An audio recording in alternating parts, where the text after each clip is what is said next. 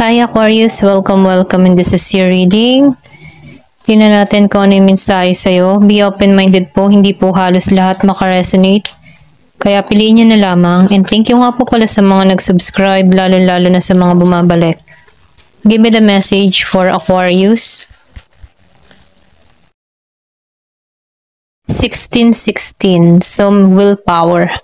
Meron kang katatagan, lakas ng loob, okay?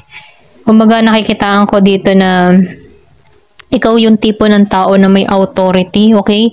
Naninindigan ka, lalo na kung ano yung pinaniniwalaan mo, okay? Hindi ka madaling matibag ng ibang tao, okay?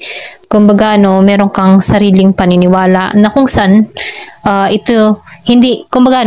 meron kang sariling paniniwala na kung saan walang sino man ang makapagpababago ng isipan mo, okay? Ito lang yung nakikita ko.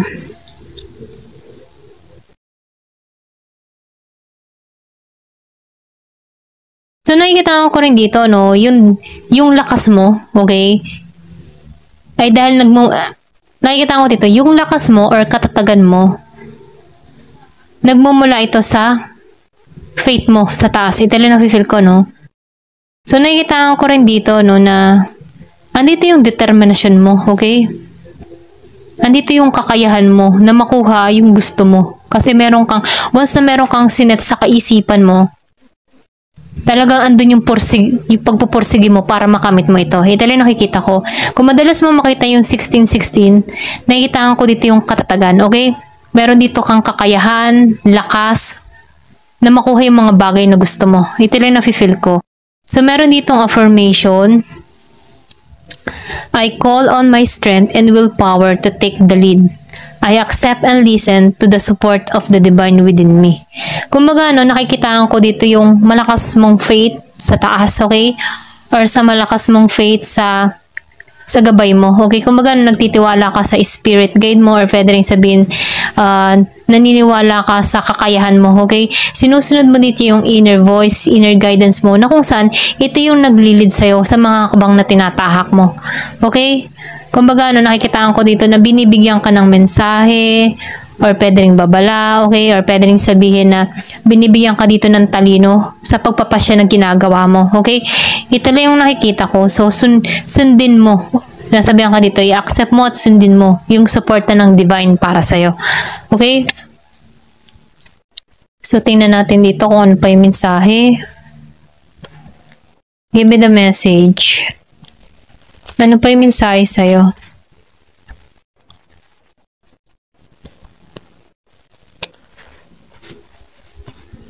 Give me the message. Ano yung mensahe sa'yo?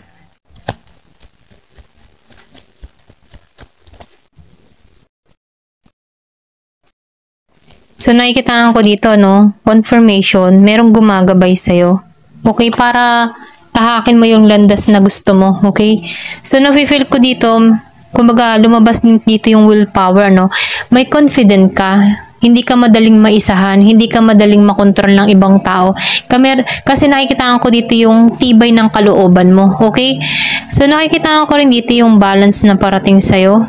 May pag-angat or paglago.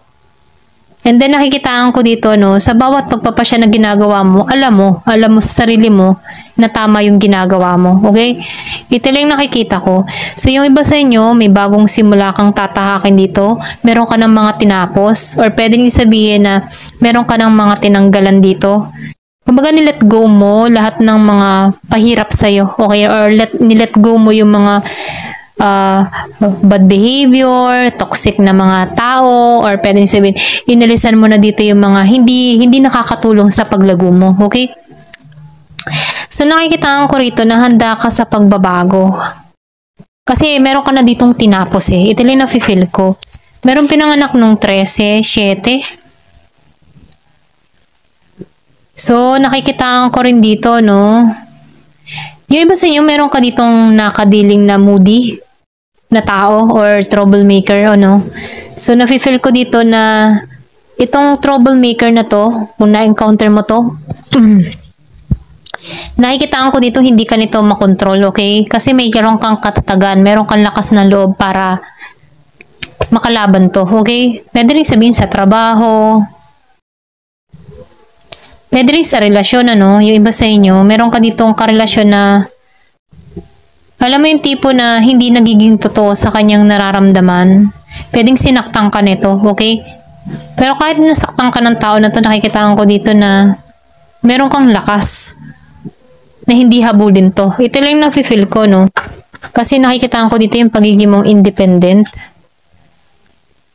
So, nakikitaan ko rin dito na meron ditong perang parating dun sa iba. Meron kang matatanggap na pera. May bagong simula. May bagong kasiganahan. Then yung iba naman sa inyo, merong oportunidad, lalo-lalo na sa trabaho. Pwedeng nagbabala ka mag-business. Meron ditong stability na parating, okay? Give me the message. Ikaw din yung tipo ng tao na energetic, independent. Yung sinabi ko kanina, independent ka. Kaya mong i-handle yung sarili mo. Kaya mong i-handle yung sitwasyon mo, no? So, nafe-feel ko rin dito yung pagiging mong confident sa ginagawa mo.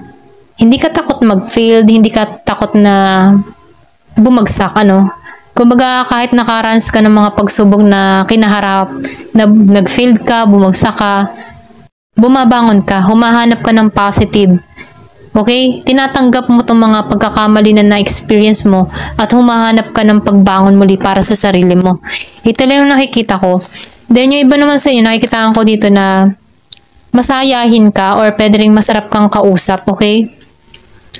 So nakikita ko rin dito, no, nasaktan ka nga. Okay? Yung kanina sinabi ko kanina. Nasaktan ka dito. Okay? Kumbaga, no, may pagluha ka ding naranasan, may pagluluksa, or pwede rin yung iba sa inyo, may pagluluksa ng yung puso niya umiiyak, ganun. So, nakaranas ka din ng trauma. Lalo-lalo na sa larangan ng pag-ibig, okay? Sa past person mo, kung meron ka man, ano.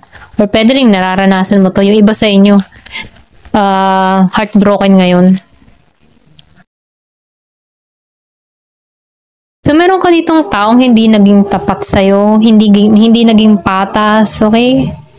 So, nakikita ko dito na hindi mo to binibilang sa panahon ngayon, ano? Kumbaga, kasi nabalik mo yung katatagan mo, meron kang tapang at lakas ng loob, independent ka. Nasaktan ka dito kasi hindi siya naging tapat sa'yo, hindi siya naging patas sa'yo. Bagamat hindi siya naging patas sa'yo, hindi mo na to binibilang sa buhay mo. Okay? Tinanggal mo to. Okay? Ito rin nafe-feel ko. Give me the message.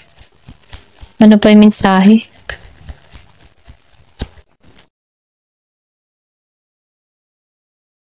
So, nakikita ko dito, no, yung iba sa inyo, inalisan mo to ng mabigat ang kalooban.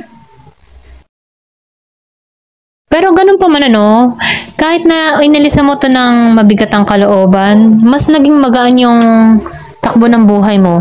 Naging mas magaan, okay? Kasi nawalan ka na ng problema eh. Pwedeng itong tao na to yung naging problema mo, okay?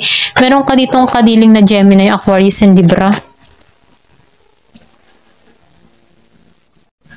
So, nakita ko rin dito, no, nakaranas ka din dito ng financial loss sa tao na to. So, nakita ko rin dito before, ano, nawalan ka ng tapang dito sa tao na to, no? Kasi mahal mo eh. Dumating din sa point na dumepende ka din dito before, ano?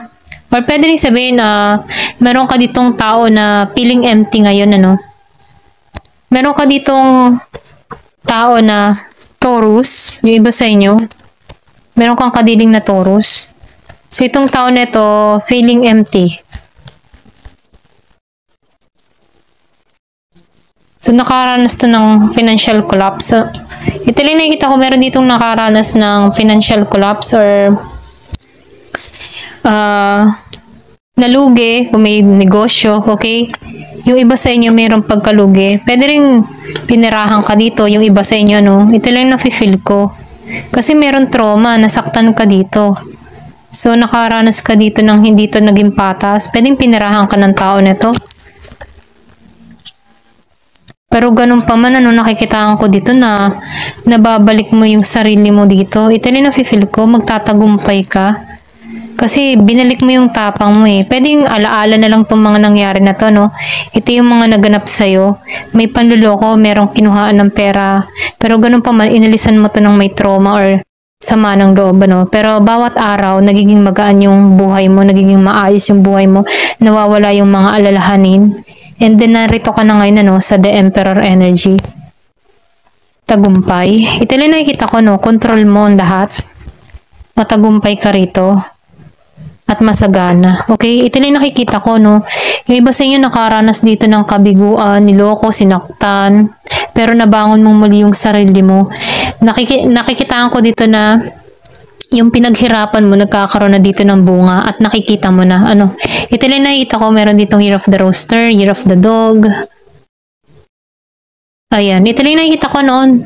Tagumpay ka rito or magtatagumpay ka dito. Kung nandito ka pa sa stage na nahihirapan ka dahil may nawala sa'yo, lalo-lalo na kung pinirahan ka ng tao na to, dito ka papunta, no? Magkakaroon ka dito ng tapang at lakas ng loob. At may kasaganahang naghihintay dito. Ayan, thank you for watching. Love and peace.